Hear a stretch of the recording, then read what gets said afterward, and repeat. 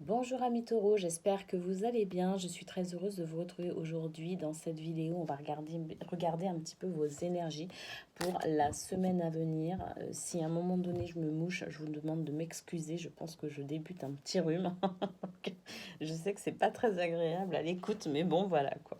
Allez, on va donc voir un petit peu vos énergies pour cette semaine amis taureaux. Alors, c'est un tirage général. Vous prenez uniquement ce qui résonne en vous. Je vous conseille aussi de garder votre discernement. Ça n'est pas une guidance personnelle. Par conséquent, prenez ce que je vais vous dire, ce que les cartes vont nous révéler au second degré. D'accord? C'est pas quelque chose, ça n'est pas, ça n'est pas une vérité absolue. Je préfère quand même faire un petit rappel de temps en temps sur ce point-là. Allez, c'est parti, amis taureaux, pour vous, cette semaine à venir, quelles sont les énergies?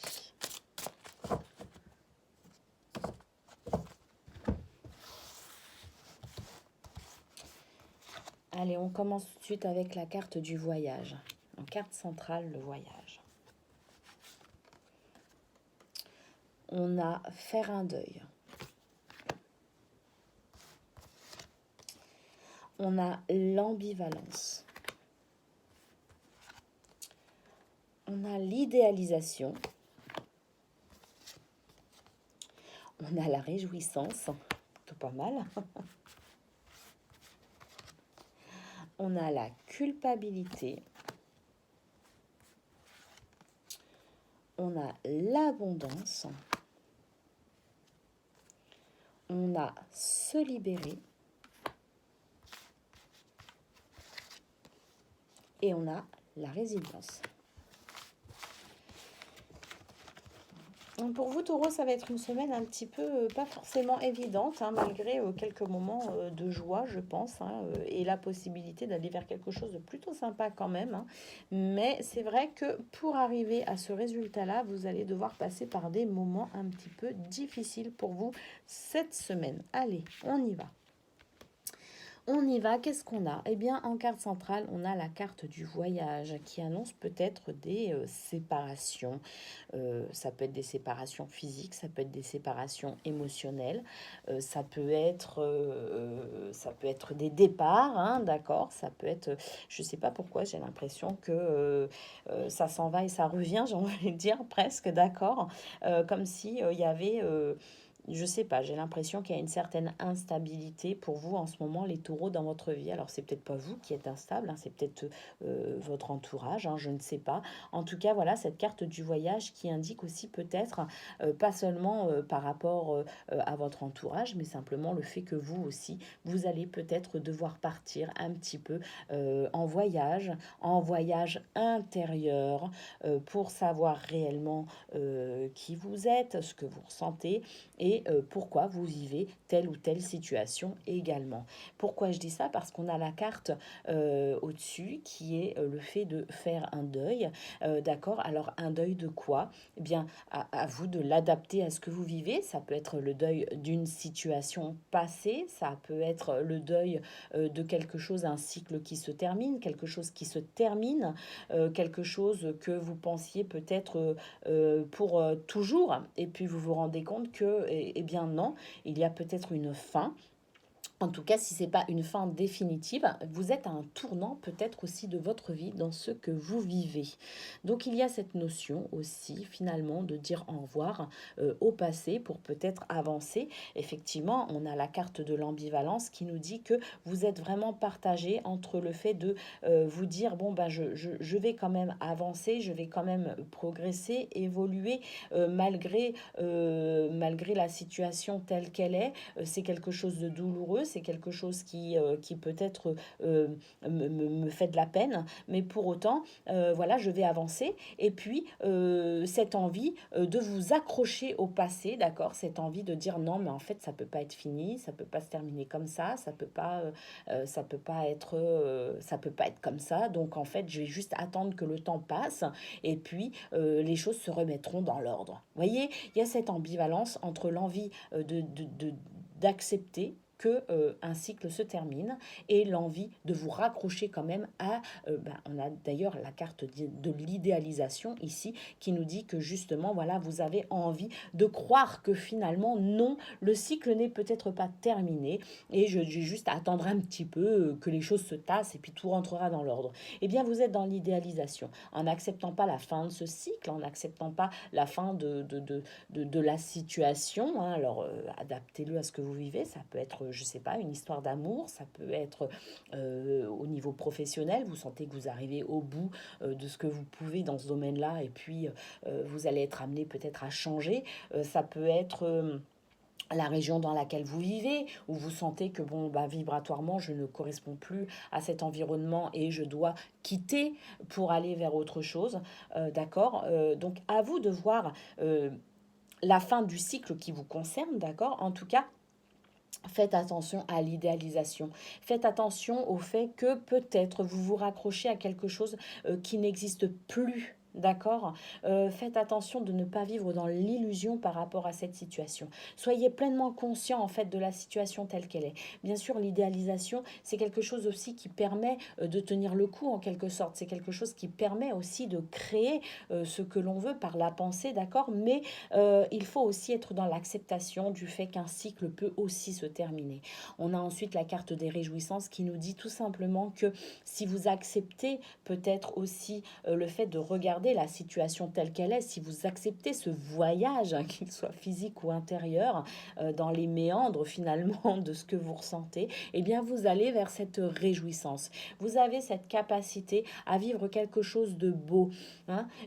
Acceptez aussi la réjouissance peut-être de votre entourage, hein, par rapport à cette situation, parce que si pour vous la situation est difficile à vivre, peut-être que dans votre entourage c'est quelque chose d'un peu plus joyeux. Peut-être que ce changement amène aussi de la joie dans votre entourage. Et puis si c'est pas si c'est pas dans votre entourage qu'il y a de la joie, en tout cas on sent qu'il y a ce potentiel pour vous d'aller vers quelque chose de joyeux. Peut-être aussi le fait de prendre du plaisir malgré la situation, prendre du plaisir dans ce que vous faites, dans ce que vous pourriez faire, amener de la gaieté et de la joie dans votre quotidien, malgré le fait que la situation peut être peut-être un petit peu plus compliquée.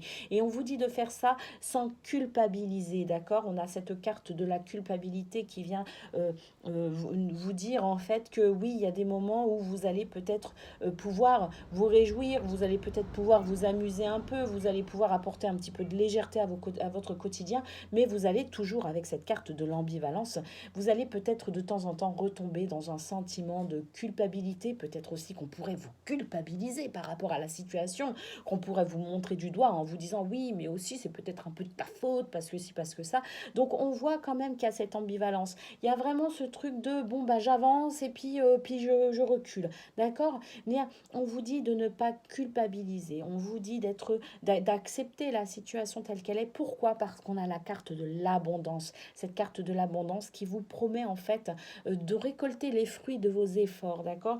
Vous faites des efforts actuellement peut-être aussi, vous êtes vraiment dans quelque chose de peut-être un peu lourd les taureaux, mais vous allez vers cette abondance. Donc n'hésitez pas à alléger votre quotidien également avec des réjouissances, d'accord. Parce que ça va vous aider au niveau vibratoire. Vous allez vibrer plus haut, plus fort et vous pourrez aller vers cette abondance en tout finalement, d'accord. Ne pas avoir peur du lendemain également. Lâcher prise pour laisser venir à vous les opportunités représentées par cette carte de l'abondance.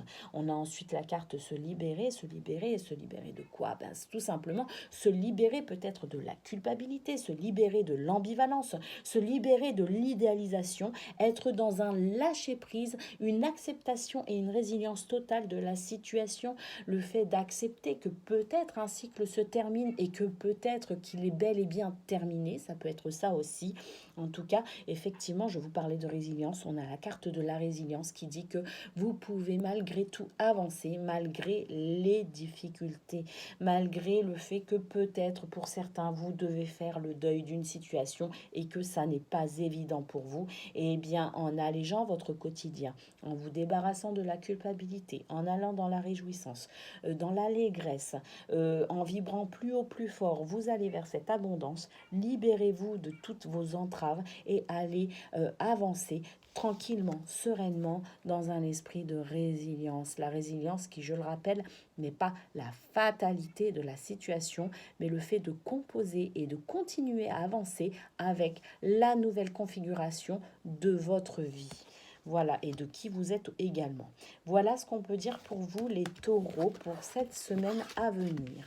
On va faire maintenant un petit tirage avec l'oracle mystique de Marie-Madeleine. Un petit tirage en 3 cartes. Je vais vous expliquer au fur et à mesure. La carte numéro 1 va représenter votre potentiel à développer cette semaine. La carte numéro 2 va représenter le cadeau de l'univers pour vous aider cette semaine. Et la carte numéro 3 sera votre guidance, l'issue possible de la situation de la semaine. Allez, c'est parti pour vous les taureaux.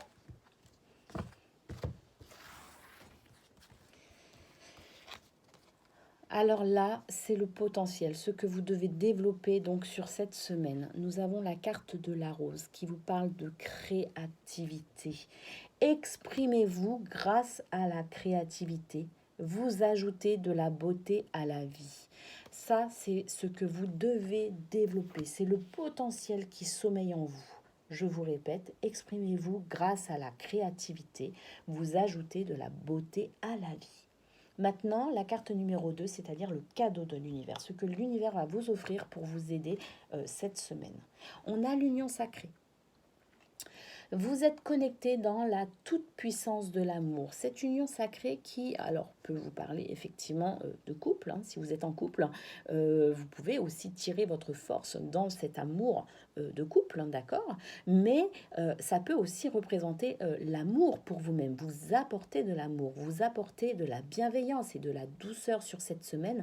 Et ça, c'est ce que vous offre l'univers. L'univers adoucit votre cœur, adoucit cette union sacrée avec vous-même pour vous aider à traverser peut-être le fait d'être à la fin de ce cycle et de l'accepter. D'accord?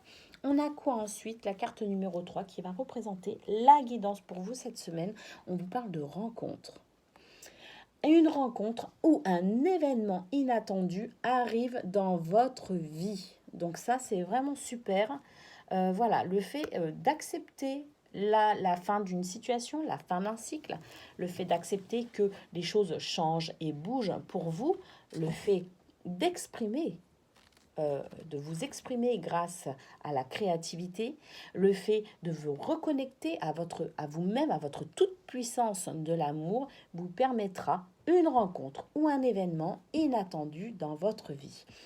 Voilà ce qu'on peut dire pour vous cette semaine, amis taureaux. Je vous souhaite une très très bonne semaine, malgré peut-être quelques difficultés pour vous à avancer sereinement. Je vous fais des gros bisous et je vous dis à très bientôt.